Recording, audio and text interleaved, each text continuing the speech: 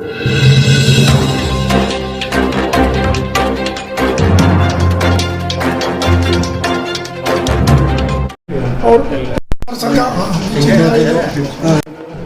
सब लोगों का आभार कि बहुत शॉर्ट नोटिस पर आप लोग आए और आपसे मिलने का सुयोग हुआ।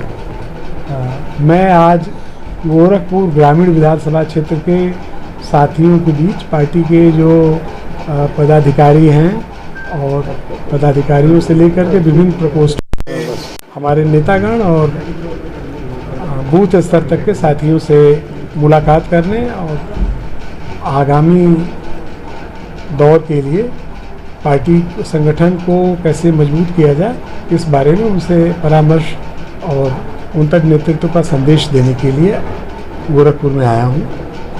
उनसे मेरी बातचीत हुई है।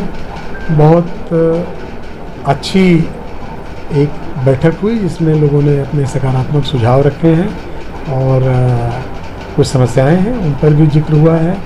और मैं विश्वासपूर्वक कहता हूँ कि आने वाले 2027 के चुनाव में जहाँ पूरे उत्तर प्रदेश के माहौल के अनुसार समाजवादी पार्टी की सरकार बनेगी, माननीय अखिलेश यादव जी मुख्यमंत्री होंगे, उसमें गोरखपुर का भी बड़ा योगदान होगा।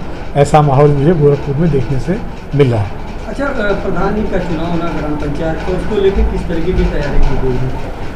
पंचायतों के चुनाव में चूँकि आधारभूत स्तर पर ग्राम सभा और पार्षद का चुनाव किसी के टिकट के बारे में ये निर्णय करना, एक तो ये है कि अभी प्रश्न यही है कि अब्बास अंसारी की सदस्यता जो समाप्त की गई है वो विधि मान्य है कि नहीं मान्य है, एक बड़ा सवाल।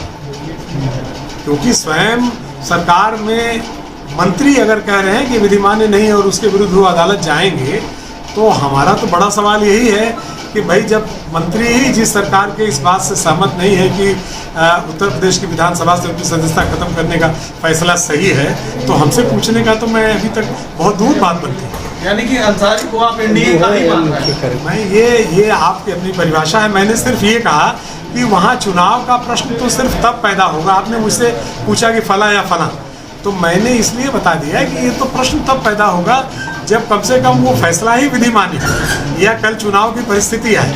और चुनाव की परिस्थिति आएगी, नेतृत्व हमारा बहुत बढ़िया फैसला करेगा। आप निश्चित रहिए, समाजवादी पार्टी अगर उपचुनाव होता है तो वहाँ से जीतेगी।